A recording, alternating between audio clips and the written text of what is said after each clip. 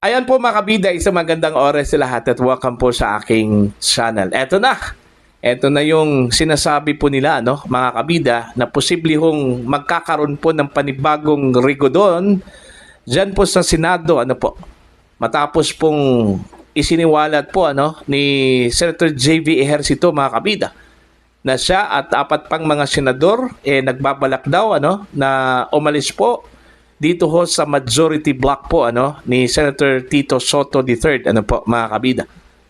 Ang kanilang rason hindi na raw nila maintindihan ito pong direksyon po ng investigasyon po mga kabida ng Senate Blue Ribbon Committee patungkol ho sa issue po ng corruption sa flood control projects. Ayan.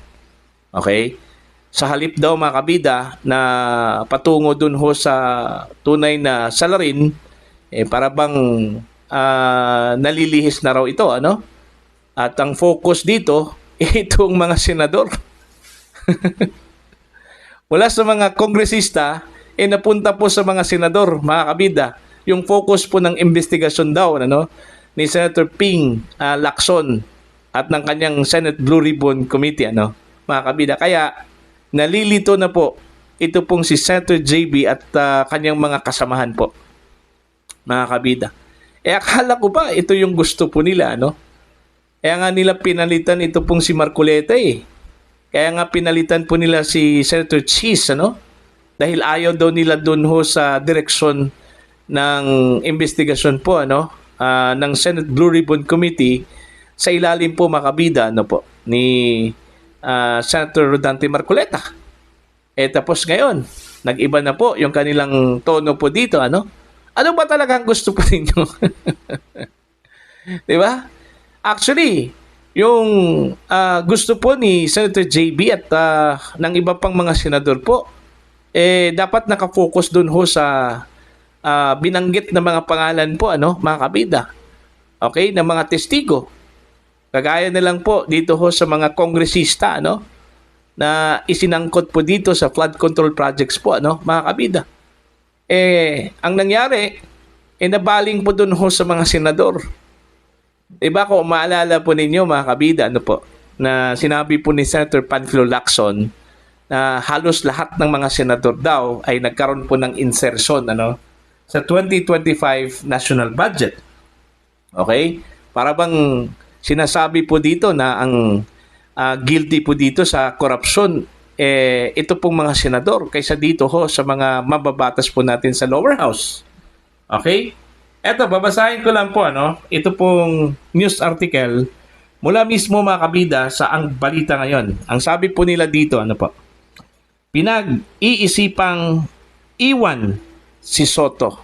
Ito yung kanilang headline, Inamin ni Senator J.V. Ejercito na siya at apat pang senador ay pinag-iisipang umalis sa majority block sa Senado na pinamumunuan ni Senate President Vicente Tito Soto III. Ayon kay Ejercito, hindi raw malinaw ang direksyon ng investigasyon ng Blue Ribbon Committee tungkol sa flood control anomalies sa DPWH.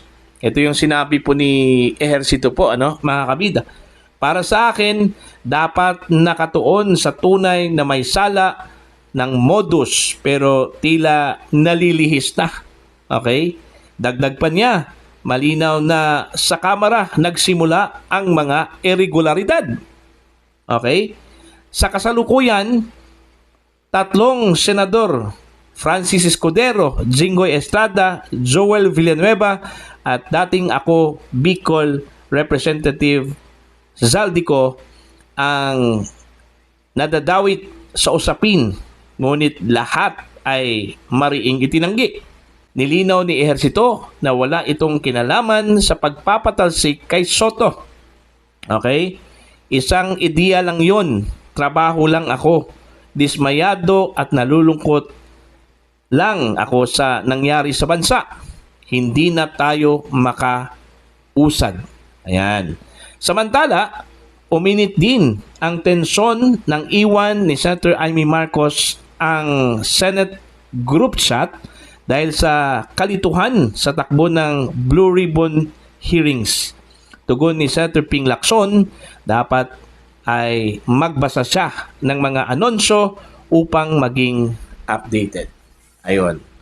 So malinaw po dun ho sa sinabi po mga kabida, no, ni Senator JV Ejercito na tila nag-iisip na po sila ngayon, okay, na tumalon. Although nilinaw po niya na kung sakali hong aalis po sila sa majority block po, ano, mga kabida, magiging independent senators po sila, no? Ito pong 5 mga senador. Although hindi po pinangalanan po mga kabida, no, ni Senator JB, pero matindi na po ito, ano?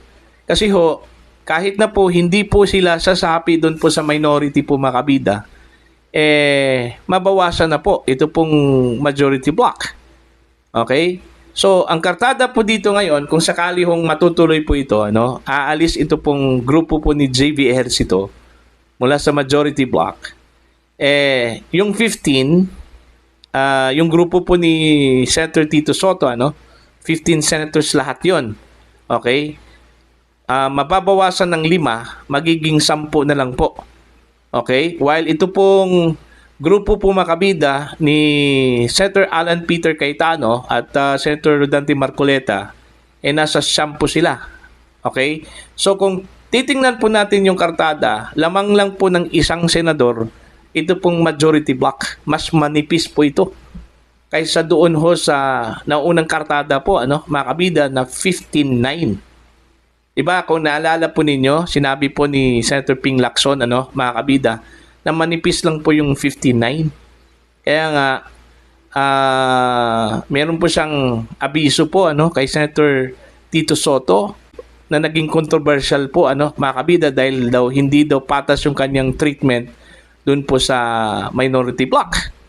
Okay? At pinagsabihan po siya ni Senator Ping Lacson na dapat patas yung pakikitungo po ni Senator Tito Soto, ano, sa lahat ng mga senador, kasi yung minority block po ay sakop din niya yon. Hindi lang po siya Senate President sa majority block, kundi pati na rin sa minority block. Okay?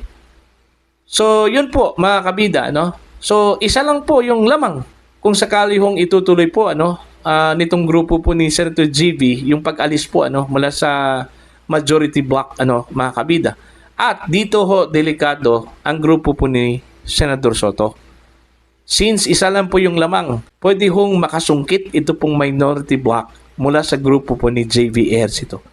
Kasi kung titingnan po natin mga kabida, yung logic, ano, ayaw po nila doon ho sa majority kasi yun nga walang direksyon. Okay, doon ho sa investigasyon po ng Senate Blue Ribbon Committee. So, doon pa lang mga kabida, wala na. May malakas at mataas ang posibilidad na baka makakuha po ng kahit isa o dalawa ito pong minority block. Okay? So, most likely, kung makakuha po sila ng dalawa, lamang po sila ng isa. 11-10 yung kartada po, ano? Now, kung lalamang po itong minority, magbago po ang leadership dyan po sa Senado, ano? Kaya yun yung abangan po natin, ano? Kung itutuloy po ito, itong grupo po ni Senator JB Ejercito, mga kabida. Kasi crucial po ito, manipis lang po yung lamang, Okay? So, ibig sabihin ba dito, one of these days, aabangan po natin na magkakaroon po ng rigodon, or revamp, o kodita, ano, mga kabida, dyan po sa Senado, ano po, no? So, yun yung abangan po natin in the coming days. Okay? Kung magpapatuloy po mga kabida, ito hong kawalan po ng direksyon ng Senate Blue Ribbon Committee sa kanila hong investigasyon, ano, dito ho sa controversial na flood control project anomalies. Okay? Baka naman po mapaaga po, ano, mga kabida, yung rigodon dyan po sa Senado. Sa totoo lang po, ano, mga kabida, marami ding nakapansin, ano, na tila yung direksyon po ng investigasyon ay hindi na po nakatuon dun sa mga inakusahan po, ano, mga kabida. 'Di ba? Una pong inakusahan ito pong mga kongresista po diyan po sa House of Representatives na nagkaroon daw ng mga kickbacks, mga kabida, no? 'Di ba? Una yung lumabas sa bibig mismo ni Mr. Corley Discaya po, mga kabida. Alright? Pero para bang hindi po nila binigyan ng pansin yung testimonya ni Corley Discaya. Kasi ang tingin po ng ilang mga senador po, parang walang kredibilidad po, mga kabida. 'Di ba? O di kaya dahil yun yung witness po ni Marcoleta, kaya sinabi po nilang walang credibility, po. 'Di ba? At hindi lang po si Diskaya po ang nagsabi po doon eh. Actually, sa totoo lang, hindi po si Diskaya ang unang nagsabi po ng ganyan, mga kabida, na isinangkot po niya ito pong mga kongresista, unang-una po si Mayor Magalong ng Baguio City, Senator Ping Lacson, mga kabida, sa kanilang mga exposés, 'Di ba? Idinawit po nila itong mga mambabatas po diyan sa lower house po, mga kabida. At itong ginawa po ni Diskaya, parang confirmation na lang 'yon. Okay? Parang corroboration na lang 'yon doon sa naunang expose po, nitong dalawang mga personalidad po, itong si Magalong at saka itong si Senator Ping Lacson. Hindi sila talaga yung nagsimula po, na idawit ito pong mga mambabatas, kundi itong dalawa, si Lacson at saka si Magalong po. 'Di ba? Pero nagtataka lang po tayo kung bakit po nung nagsimula na pong magsalita ito pong si Diskaya at nagpalit po ng leadership po, diyan po sa Senate at maging chairmanship po ng Senate Blue Ribbon Committee, mga kabida, itila nawala na po sa picture ito pong mga Diskaya po, Alright? At pinagtuunan ng pansin yung involvement po ng mga senador. Kaya nga, nabanggit po yung pangalan po ni Senator Joel Villanueva, Senator Jinggoy Estrada, at maging ito pong si Senate President Chis Escudero, mga kabida. Biglang nawala ho sa scene ito hong mga mambabatas po sa lower house. Parang hindi po na-explore masyado ito pong possible involvement po ng mga kongresista. At in fact, pinangalanan nga ito pong mga kongresista na ito, mga kabida, ni Curly Diskaya. Pero parang hindi po binigyan po ng pansin, itong testimonya po ni Diskaya po, mga kabida. Sa halip, mas pinagtuunan pa po ng pansin ito pong mga salita po, mula kay Engineer Bryce Hernandez, itong si Engineer Henry Alcantara, at itong kanilang bagong testigo, na si dating Yusek Cabernardo, mga kabida. Okay? Kahit na yung testimony po ni Master Sergeant Gutesa po, kini-question din.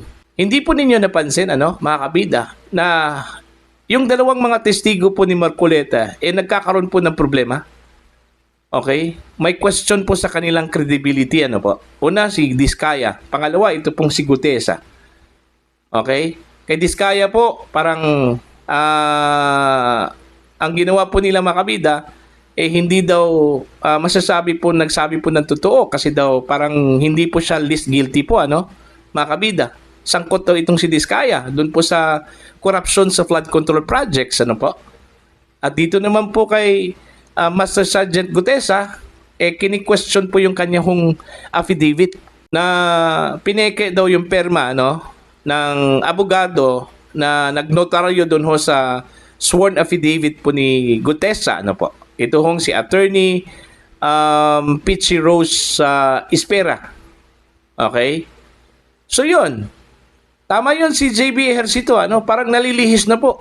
Parang ang tinatarget po dito, mga kabida, ito pong mga senador, Kaya nga hindi ho tayo magtataka, na one of these days, baka magpalit na naman po, ng leadership dyan po sa Senado at maging dyan po sa Senate Blue Ribbon Committee, mga kabida. Okay? Para po sa inyo, ano po ang inyong opinion at pananaw ho dito, mga kabida? Please comment down. Sa mga hindi po subscribers sa aking channel, please subscribe. Just click the subscribe button, click the notification bell, click all para updated po kayo, mga kabida, sa aking mga uploads. Maraming salamat po sa inyo lahat.